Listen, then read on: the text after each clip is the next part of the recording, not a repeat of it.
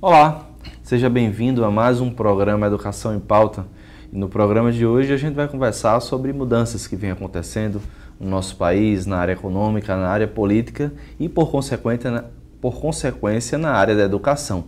Para conversar exatamente sobre a produção de conhecimento em educação no contexto de estado de exceção e interdição dos direitos, eu converso agora com o professor Gaudêncio Frigoto, que é professor doutor adjunto da Universidade Estadual do Rio de Janeiro e professor titular em Economia Política da Universidade Federal Fluminense. Professor, seja bem-vindo ao programa Educação em Pauta mais uma vez, né?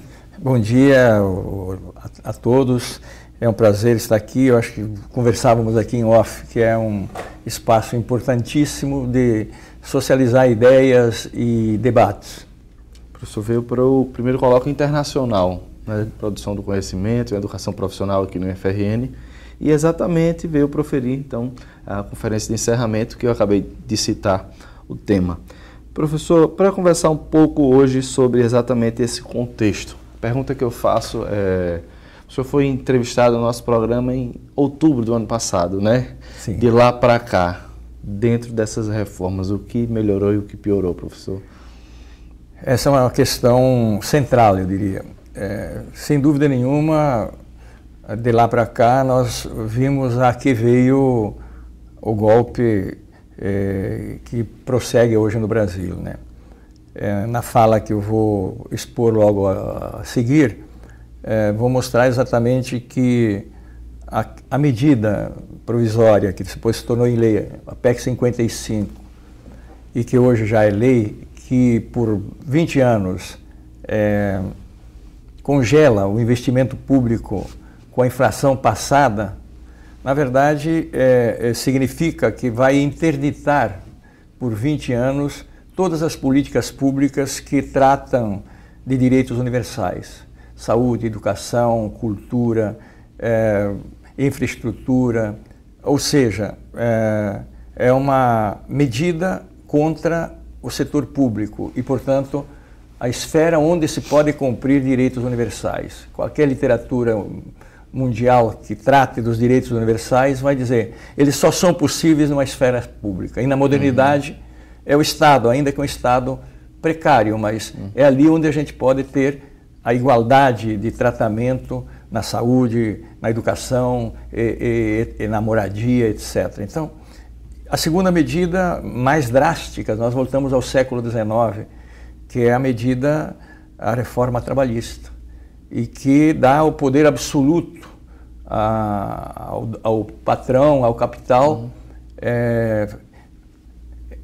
trata o trabalhador como se tratava no século praticamente XIX. E está em curso a reforma da Previdência. A reforma do ensino médio, da qual esse colóquio nacional e internacional tem como subtema, a produção do conhecimento, a questão da reforma do ensino médio, digamos, a contrapartida para produzir um jovem que minimamente tenha condições de sobreviver para o trabalho simples. Mas eu costumo dizer que é uma reforma que interdita a dupla cidadania. A cidadania política, que implica que um jovem, ao final do ensino médio, ele saiba analisar o contexto local, o contexto nacional, enfim, entender das relações sociais, entender a sociedade como funciona e lutar por seus direitos e entender seus deveres. Isso é cidadania política. E a cidadania econômica é incorporar a base científica, tecnológica, dentro da qual opera o sistema produtivo. O Instituto Federal, quem faz o Instituto Federal e sai do Instituto Federal com o ensino médio, este ensino médio que se dá hoje, ele tem esse domínio. A reforma acaba com isso, porque inclusive é uma reforma contra a maior parte da população que frequenta a escola pública estadual, que não tem minimamente os recursos que a esfera federal pode oferecer aos seus professores, à infraestrutura e aos seus alunos. Então, de lá para cá, houve um golpe contra as classes populares, contra o setor público e contra os direitos básicos, até os direitos básicos. Vários organismos internacionais estão dizendo que o Brasil vai voltar ao mapa da fome. Isso é dramático. Professor, é uma pergunta bem retórica. Diante de isso, até para contextualizar um pouco para os telespectadores, ainda se vê muita gente não conseguindo enxergar esse contexto, né, de, quem sabe, um retrocesso mediante essas reformas. Como, dentro desse processo de educação, se há esperança, ou como a gente fazer com que essas pessoas possam enxergar essa sua perspectiva? Existe esperança ainda? Ou como fazer elas enxergarem isso? Sim, eu acho que existe esperança porque as contradições também vão aparecendo, né? Eu estava lendo um pequeno texto ontem de um professor que dizia o seguinte, que aqueles que apoiaram o golpe deviam pedir por coerência demissão do serviço público. Então, o silêncio de muitos que apoiaram o golpe é um sinal positivo no primeiro momento, mas é insuficiente. Eu acho que há que se trabalhar para ver que todos nós podemos cometer equívocos. Obviamente, uns não cometerem equívoco porque é sua ideologia. E, portanto, vão mudar dificilmente. Mas um indicador disto, que o telespectador pode tê-lo, e que não é a invenção da cabeça sua nem minha, é que a popularidade desse presidente, que foi um dos articuladores do golpe, é menos que 10%. Agora, o que nós temos que nos perguntar, o que é que mantém esse grupo no poder, se todas as evidências é um grupo que está implicado profundamente num saque do país e que, sejamos contra ou não a ex-presidente, eu, por exemplo, não sou filiado ao partido da ex-presidente, aliás, não sou filiado em nenhum partido, mas o que se argumentou para tirá-la é risível. Infinitamente menor, né, do que você em face a essa circunstância. Então, há esperança, mas essa esperança tem que ser trabalhada no todo e no detalhe. Na conferência eu vou, ao final, chamar a atenção, digamos, que tarefas temos coletivas no campo social e no campo específico da educação. Eu acho que isso é importante a gente sublinhar. No campo amplo, eu acho que a Frente Brasil Popular, que reúne hoje mais de 70 organizações científicas, culturais, políticas, sindicais, nos dão um horizonte de um plano de emergência. Nós temos que sair deste momento e dizer, bom, tem que interromper o golpe. E isso só se fará mediante uma convocação de uma eleição direta antecipada. Não se trata de passar para o presidente da Câmara, etc. E no médio prazo, construir uma constituinte que reorganize a política brasileira, a educação brasileira e um projeto de país de longo prazo. Projeto que foi, por várias vezes, iniciado, em parte desenvolvido e sempre interrompido ou por ditaduras ou por golpes. Porque é um pouco estranho, né? Agora, pensando do outro lado, já que o movimento Brasil Livre foi às ruas, né, com uma ideologia, se talvez não tão clara, mas levantada, mediante esse contexto atual, né? E senadores, inclusive, que pegos em ligações, mandando matar outras pessoas, voltam a exercer um cargo, né, ao seu cargo de senador, por exemplo. Onde está esse movimento dentro dessa discussão, né? Como fazer com que essa característica ou esse contexto seja discutido nessa ideia de educação, né? Porque falta educação para se observar e se enxergar isso? Ou que tipo de educação desses cidadãos pode só exercer um tipo de papel e na continuidade ser apagado, por exemplo? Antônio Aires, um escritor brasileiro, literato brasileiro, um pouco antes de morrer, dizia que no país ele não via que nós vivêssemos uma democracia, mesmo depois da ditadura, uma democracia no sentido do termo forte, porque nós não tínhamos educação básica para todos. Esta que eu comentava, uma educação básica que permita dar instrumentos à leitura, exatamente, não aquilo que se diz, mas aquilo que é. E dois, a imprensa não era livre. A grande mídia é empresarial e corporativa. Então, eu acho que a grande máquina de moer cérebros e de produzir esta alienação é o monopólio da mídia. Então, eles constroem determinadas verdades e meias-verdades, tenham ou não tenham a ver com os fatos, e levam uma grande massa. Hoje muito chamado de pós-verdade, né? Exatamente. E você tem um outro fenômeno hoje, né? Que este eu acho que é perigoso, que a sociedade tem que ter atenção.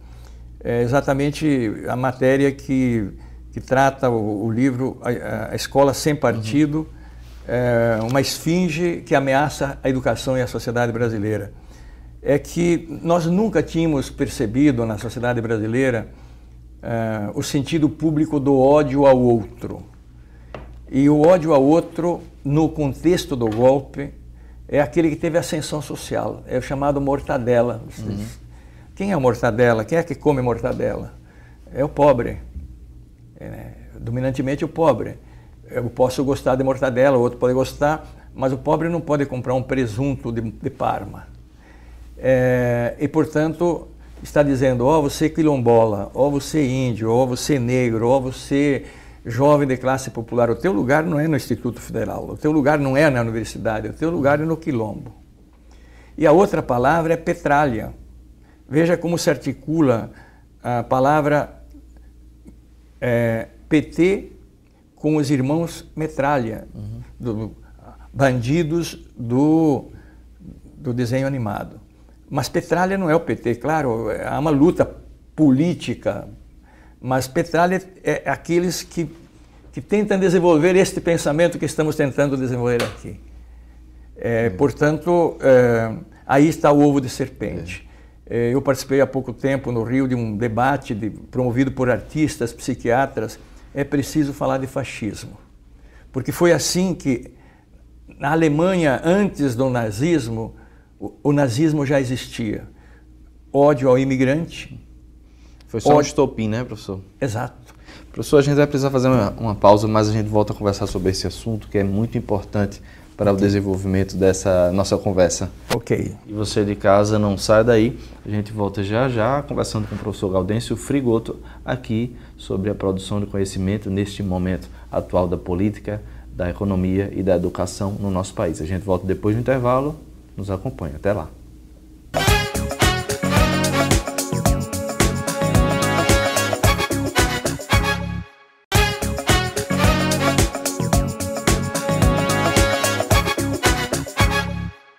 Bem, voltamos do intervalo. Eu continuo a conversar com o professor Gaudêncio Frigoto, professor da Universidade Estadual do Rio de Janeiro. Professor, no bloco passado a gente estava conversando sobre exatamente esse caráter fascista, né, do contexto brasileiro.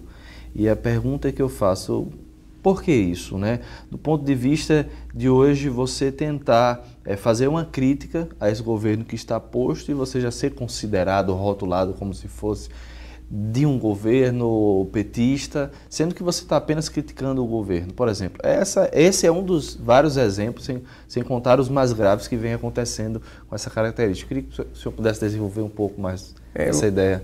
Eu acho que este foi o que foi produzido ao longo exatamente dos anos 2015 e 2016 para justificar o golpe, né? Quer dizer, as passeatas de as manifestações, melhor, de 2013 tinham um sentido. 2014 já foi um sentido orquestrado. Então, até há um texto que eu recomendo ao telespectador ir no Google, uma pequena crônica do Luiz Fernando Veríssimo, O Ódio. E ele chama a atenção o seguinte, dizendo que, ao ver a entrevista do Jô Soares, que motivou uma entrevista com a presidente Dilma, que motivou depois toda uma reclamação e um surto de ódio até contra o Jô, o Veríssimo diz, olha, examinando o que os governos do Partido dos Trabalhadores levaram a efeito com todos os problemas, mas tem coisas que seriam muito interessantes a qualquer sigla política. Distribuiu renda, diminuiu a pobreza, enfim, deu uma série de indicadores e fez críticas. Mas diz, contra o ódio não há argumento, porque quem defende justiça social já é signo de inimigo. Então, eu acho que esta é uma produção de uma pós-verdade, como você dizia, né? E isto penetrou, digamos, especialmente em quadros jovens. Esse é o lado. O outro lado é um lado também do fundamentalismo religioso. Agora mesmo um vereador de Curitiba está propondo algo que vai além do que é a lei que postula o movimento Escola Sem Partido, que rigorosamente até cai numa contradição, porque proibiria Machado de Assis, proibiria todos os grandes literatos brasileiros, mas tinha que proibir também a Bíblia, o Antigo Testamento, porque fala em Sodoma e Gomorra. Então, mas é um moralismo, na verdade, que esconde a ideia de que o conhecimento é neutro, a educação é neutra, e, portanto, se a gente vai olhar o campo da educação, ele chega a um absurdo. Esse grande defensor e que começou o movimento Escola Sem Partido em 2005, esse advogado Najib, ele define o professor como um burocrata, assim mesmo. É um burocrata que tem que dar o que está prescrito por outros. Ou seja, é um técnico nesse sentido. Né? Mas nem isso. É um burocrata. Quer dizer, o que é o burocrata? Aquilo que vai escrever assinar, o que tem o manual. A escola, ela tem que ser regulada pelo Código do Consumidor. E o aluno é propriedade dos pais. Né? E aí incita, inclusive, a delação e trata o professor como um inimigo. Então, isto nós nunca tínhamos percebido. Coloca Paulo Freire com microcefalia, enfim. Eu tenho aqui uma das decisões, né, da Lei 193 de 2016, né, 2016, de autoria do senador Magno Malta. Tem uma decisão aqui que é muito arbitrária, né? Fixar nas paredes que o professor não favorecerá, não prejudicará e não constrangerá os alunos em razão de suas convicções políticas, ideológicas, morais ou religiosas ou da falta delas. Ou seja, quando o aluno ali, né, ainda está dentro da sua formação, obviamente a gente sabe que tem a produção de conhecimento nele, tem a formação humana, tem o capital intelectual, tem a herança da sociedade, da família, mas é sempre bom fazer uma reflexão, né, professor? Claro, nem sempre está certo. Claro. E nesse momento de constituição do saber crítico do aluno, o professor não pode nem direcionar ou fazer perguntas sobre... Olha, isso é complicado. Chega a ser um absurdo que num debate no Rio de Janeiro, o filho do Bolsonaro, que é um dos defensores da Escola Sem Partido, estava num debate e um outro vereador lhe perguntou: se eu tiver um aluno em sala de aula que é racista, eu devo aceitar o racismo dele? O senhor não tem que interferir em nada, tem que aceitar. Então é um absurdo. Agora veja, a gente poderia perguntar, né, a esses senhores da moral, né, por que não colocam esse decálogo lá no Congresso? Por que não colocam no Judiciário? Por que não colocam frente às grandes redes empresariais de educação?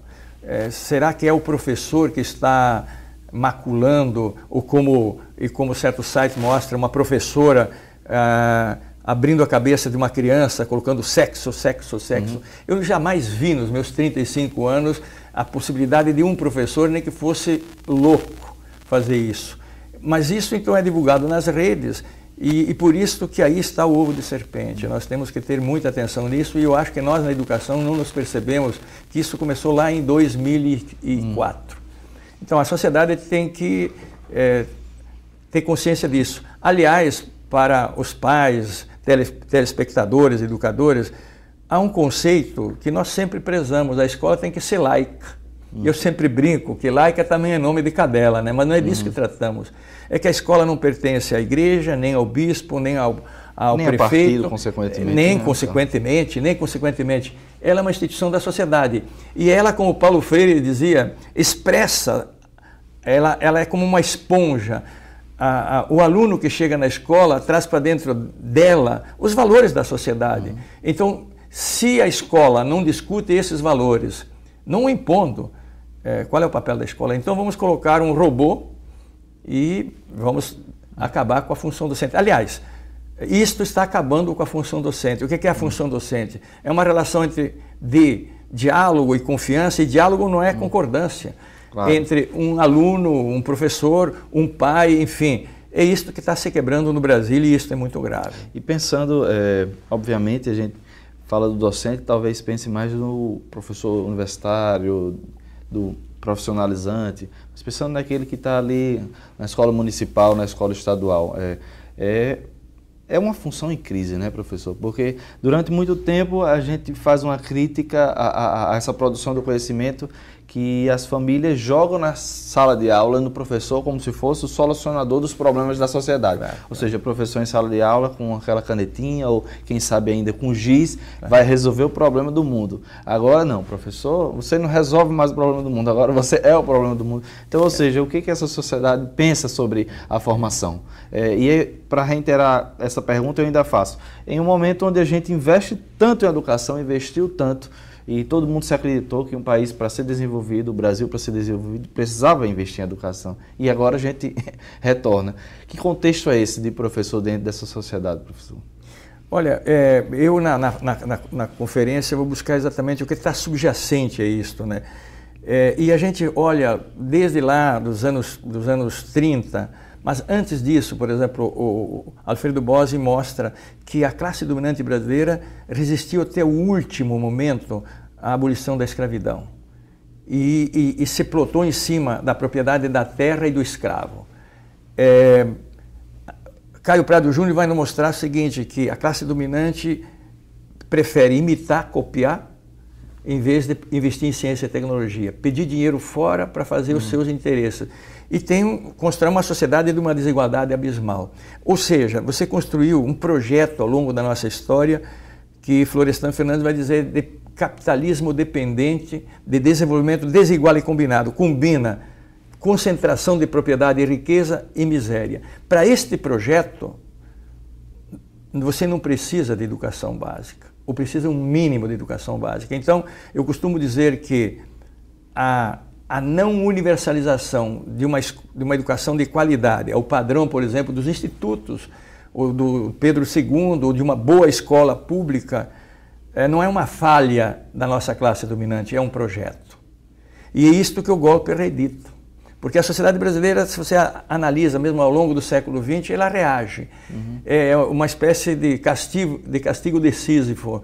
É aquela lenda grega do pecado de um cidadão, e ele foi condenado a carregar uma pedra na montanha, mas quando ele chegava na montanha, a pedra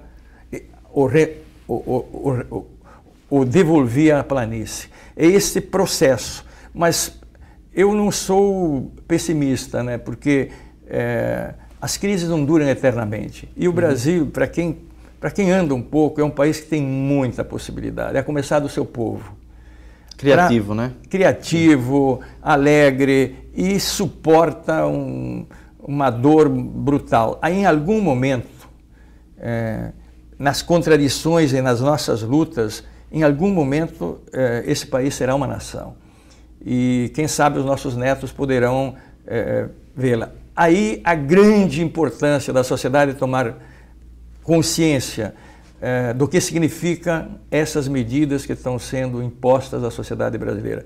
Porque isto sim interrompe por décadas o futuro da maioria dos brasileiros. Dos jovens que têm hoje 20 anos ou 30 anos até, há aqueles que estão nascendo nesse momento. E eu penso que um dos momentos mais graves que a nossa sociedade passou, porque tudo isso é feito com capa de um certo legalismo. E o interessante é notar que, apesar das alas, né, me permita classificar assim, das alas e projetos de governos ou da discussão, há 15 anos atrás, eu não digo nem há 20 anos, mas há 15 anos atrás a gente não tinha uma discussão social, né? Não alcançamos tanta uma coesão por parte dessas dicotomias, mas uma discussão social mesmo, de pessoas falando sobre política, lendo sobre política, acompanhando sobre política. Então, esse contexto de reestruturação tem um lado positivo também para a nossa Constituição, né, da sociedade. O senhor concorda comigo? Sim, sem dúvida, sem dúvida. E o que é política? Rancière, um autor francês, dizia que política, quem faz é quem está fora do direito. E, portanto, é a luta para pôr na agenda do Estado, da política pública, os direitos. E aqui no Brasil, e você localiza muito bem, nesses 15 anos, por exemplo, o movimento negro fez política, conseguiu as cotas.